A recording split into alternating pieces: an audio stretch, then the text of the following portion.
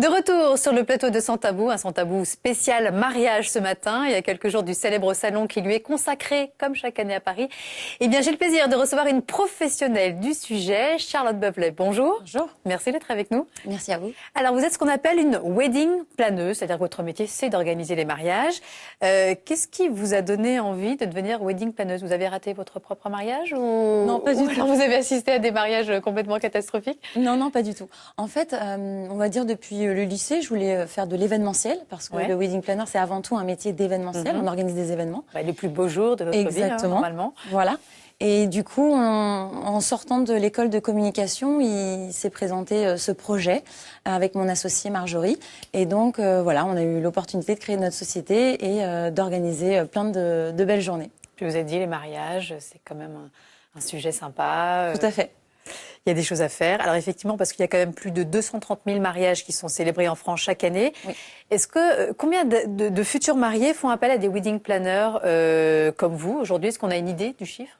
Alors, avoir une idée exacte, c'est difficile parce qu'il n'y a pas de vrais chiffres qu'on puisse trouver. C'est pas comptabilisé. Exactement, on ne peut pas les comptabiliser. Maintenant, nous, on a une petite idée entre 3 et 5%, notamment grâce à l'ASSOCEM, qui est l'Association des Wedding Planners de France, et qui mène sa petite enquête. Et c'est à peu près 3 à 5%. Alors qu'aux États-Unis, c'est 80%. Exactement. Ça va peut-être bientôt rentrer dans les mœurs françaises. Exactement. Vous êtes dans un secteur d'avenir. Voilà, tout à fait. Alors, c'est vrai que votre métier est encore pas très connu en France. Il souffre peut-être de certains préjugés. On se dit que ça doit coûter très cher, que c'est un luxe un peu superflu, que ça peut être des mariages un peu bling-bling qui vont manquer de spontanéité, d'authenticité. Qu'est-ce que vous auriez envie de répondre à tous ces détracteurs? Alors, faire appel à un wedding planner, c'est parce que déjà, on a envie de gagner en temps, on a envie de gagner de l'énergie, on a envie d'avoir un mariage original. Et en aucun cas, on s'approprie le mariage. C'est toujours les mariés qui décident. Et du coup, certes, ça a un coût, mais au final, il y a quand même derrière un service. Et l'idée, c'est que les mariés soient totalement déstressés et puissent profiter pleinement de leur jour J. Parce que c'est vrai que souvent, ça passe tellement vite, on se souvient de rien et on est un peu stressé. Alors justement, pourquoi faire appel à un wedding planner? Combien ça coûte? Et surtout, quelle est la recette d'un mariage réussi? Bien, on répondra à toutes ces questions avec vous, Charlotte. Mais tout de suite, nous partons à la rencontre de Julie et Grégory, en couple depuis 8 ans, qui préparent leur mariage sur le thème du 7e art. Donc voilà, on se retrouve juste après avec Charlotte. Voilà, de retour sur le plateau de Sans Tabou pour une matinée spéciale mariage, en cas où vous ne l'auriez pas deviné. Alors, si vous vous mariez au printemps prochain, j'imagine que vous êtes en plein rush, en plein préparatif. Eh bien, ça tombe bien parce que mon invitée ce matin est une professionnelle du mariage, Charlotte Bevelet. Merci d'être avec nous. Alors, vous êtes ce qu'on appelle une wedding planeuse. Alors voilà, en tout cas, si vous n'avez pas encore choisi votre robe de mariée, on a quelques exemplaires sur ce plateau. Elles vous plaisent? Très joli. Vous conseillez ça? Ça fait partie de votre travail? Tout à fait, tout à fait. On recommande des créateurs, des maisons de robes de mariée. Effectivement, c'est généralement après le lieu la deuxième demande qu'on nous fait. Alors justement, quels conseils vous pourriez donner aux futurs mariés qui nous regardent ce matin et qui sont peut-être en train de se prendre la tête sur le plan de table où on met la grand-mère machin, l'oncle? Alors, l'oncle célibataire, surtout, justement, ne pas se prendre la tête, d'essayer de relativiser un petit peu, parce que c'est certes une belle journée, mais il faut pouvoir la vivre pleinement. Et donc, soit de s'entourer, soit de déléguer à sa famille, mais surtout d'essayer de vivre les préparatifs sereinement. Quels sont les principaux pièges à éviter quand on se marie? Alors, les pièges à éviter, il y en a quelques-uns quand même, il y en a pas mal en fait. Ce serait surtout de ne pas prévoir de plan B en cas de pluie, par exemple. Éviter aussi les petites brouilles avec la famille, la belle famille, s'il y a des personnes qui souhaitent participer, voilà. On pourrait aussi, pourquoi pas, faire attention aux prestataires avant de s'engager, avant de signer un contrat, bien lire les conditions générales de vente et ne pas signer avec... À les tester aussi, tout à fait. Enfin, ça prend du temps. S'assurer que ce soit des prestataires de qualité recommandés et fiables. Bon, alors en tout cas, si vous avez peur de ne pas être à la hauteur ou si vous manquez de temps ou d'idées, vous pouvez faire appel à Charlotte, à une wedding planeuse. Alors justement, quels sont les services que vous proposez? Donc, vous me parlez de la robe de mariée, vous pouvez nous donner des adresses de créateurs, etc. Tout à fait. Et le reste, alors comment vous travaillez concrètement avec les futurs mariés? Concrètement, quand les mariés viennent nous voir, d'abord, on va essayer de regarder l'intégralité du mariage, de définir avec eux la thématique, le budget, le style. Et là, on va partir sur la recherche au tout début des prestataires, donc le lieu, le traiteur, le photographe, le DJ, tous les prestataires qui D'accord. gravitent. Mais est-ce que les futurs mariés ont des idées déjà très arrêtées sur ce qu'ils veulent ou au contraire, ils se reposent complètement sur vous, ils vous font entièrement confiance? Ça dépend. Il y a les deux cas. Il y a ceux qui nous font entièrement confiance et vraiment on peut définir un thème, on peut proposer. Là, il faut vraiment être force de proposition justement. Ouais, mais il faut être aussi très psychologue parce qu'il faut arriver à bien cerner la personnalité des mariés, leur faire les bonnes propositions. Voilà, être diplomate aussi pour amener des idées. Voilà, ça dépend. Ça vous est déjà arrivé d'avoir des mariés qui vous ont proposé des choses complètement farfelues ou alors de très mauvais goût et vous avez été obligé de dire non Alors, on peut pas vraiment dire non parce que de toute façon, encore une fois, c'est les mariés qui restent maîtres de leur jour J. Maintenant, on doit proposer des choses, on doit leur expliquer pourquoi on pense que c'est pas forcément la meilleure idée ou que ce ne serait pas très approprié. Vous avez des exemples? Je suis sûre que vous avez des exemples.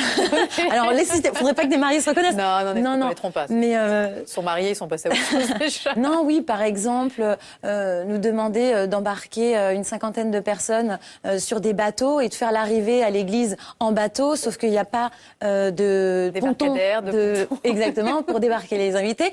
Donc leur dire non il y en a certains qui risquent c'est ça de ramener les petits les petits bateaux, les petits zodiacs pour aller jusqu'à l'église, c'était pas une très très bonne idée. Après, c'était original, mais on peut apporter de l'originalité sans forcément mettre en danger sa cérémonie et son jour J. Quel est le mariage le plus original que vous avez organisé? Un mariage très original, c'était en Bretagne. C'était un des plus gros mariages de l'agence.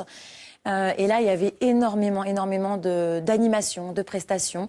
Il y avait le feu d'artifice, le lâcher de ballons phosphorescents de nuit. Il y avait un écran géant au cocktail avec diffusion de photos, de films. Enfin, il y avait tout. Il y avait un orchestre de 13 personnes. Il y avait beaucoup de choses. Alors, c'est vrai qu'on a tendance à se dire que un wedding planner, ça va coûter cher, que c'est un luxe accessible seulement pour quelques personnes fortunées. C'est vrai ou pas? Combien ça va me coûter, par exemple, si je fais appel à vos services? Alors, les honoraires d'un wedding planner, aujourd'hui, on se situe plus ou moins entre 2 000 € jusqu'à plus de 15 000 €. Certaines agences pratiquent des tarifs au-delà de 15 000 €. Maintenant, c'est vraiment... Sachant que le budget moyen d'un mariage pour 100 000 personnes, c'est quoi? C'est 15 000 € à peu près? Voilà, 15 000 € pour 100 personnes avec les alliances et la tenue des mariés. D'accord. Et pour 2 000 €, par exemple, qu'est-ce que vous offrez comme service? 2 000 €, soit pour 2 000 €, il y a quelques wedding planners qui peuvent offrir une prestation complète, mais ce sont de jeunes wedding planners. Soit nous, par exemple, pour une formule organisation complète de A à Z, nos honoraires sont de 4 500 € pour une formule complète. Donc, formule complète, ça veut dire la recherche. Alors, ça veut dire l'accompagnement et le conseil, la recherche d'une dizaine de prestataires. On a toute la partie scénographie, donc on construit avec les mariés la décoration du mariage, en fait.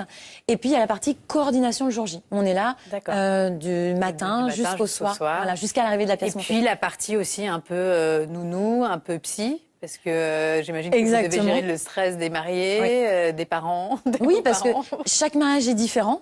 Et même si aujourd'hui, au bout de 10 ans, on a fait plus de 200 mariages, chaque jour où on se lève pour aller sur un jour J, on a toujours quand même cette petite adrénaline, pourvu que tout se passe bien. Mais derrière, on a essayé de parer à tous les imprévus. On a construit le mariage pendant des mois. On a des outils, donc tout est bien. Vous avez une équipe de combien de personnes, par exemple, sur un mariage classique, alors vintage, par exemple? Minimum 2 personnes. Et parfois, on peut être 3, voire 4 quand on a des mariages de 200 personnes. D'accord. Et combien de personnes travaillent dans votre entreprise, par exemple? Nous, on est 2 associés. Donc Marjorie qui est en Bretagne et moi en région parisienne. Et puis, on a jusqu'à 5 personnes l'été pour pouvoir assurer tous les mariages. Elle est en Bretagne parce qu'il y a beaucoup de mariages en Bretagne? Ah, tout à fait. Il y a plus de mariages? C'est la région où on se marie le plus? Alors, c'est pas la région où on se marie le plus, mais en fait, quand on s'est créé il y a 10 ans, on voulait...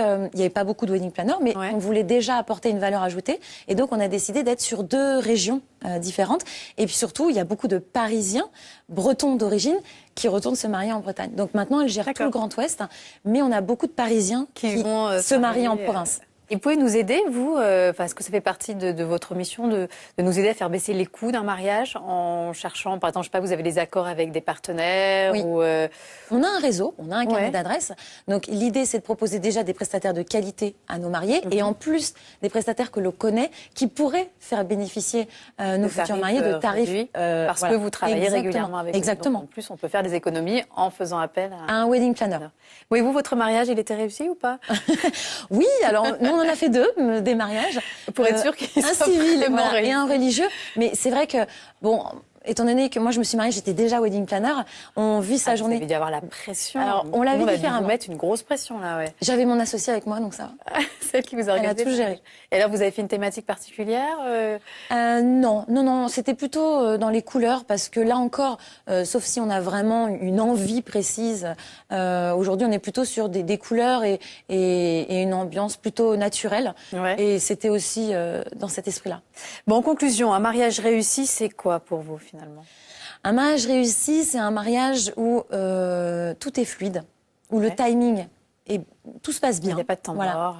Le timing est respecté, les invités profitent, où les mariés souvent font beaucoup de petites attentions pour leurs invités, et donc du coup ça crée une bonne ambiance, une cohésion.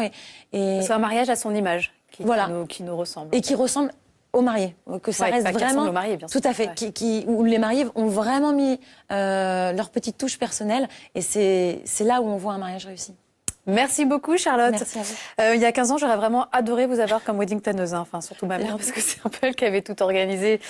J'avais pas beaucoup de temps, mais en tout cas, vous faites un beau métier. Et merci d'être venu nous en parler ce matin sur le plateau de Sans Tabou. Merci beaucoup. Et puis, plein de bonheur à tous les futurs mariés qui nous regardent ce matin, en espérant effectivement que cette journée soit le plus beau jour de votre vie. Et merci à tous de nous avoir suivis. Voilà, Sans Tabou, c'est terminé pour aujourd'hui. On se retrouve bien sûr dès demain, 9h. Prenez soin de vous et à demain. Bye bye.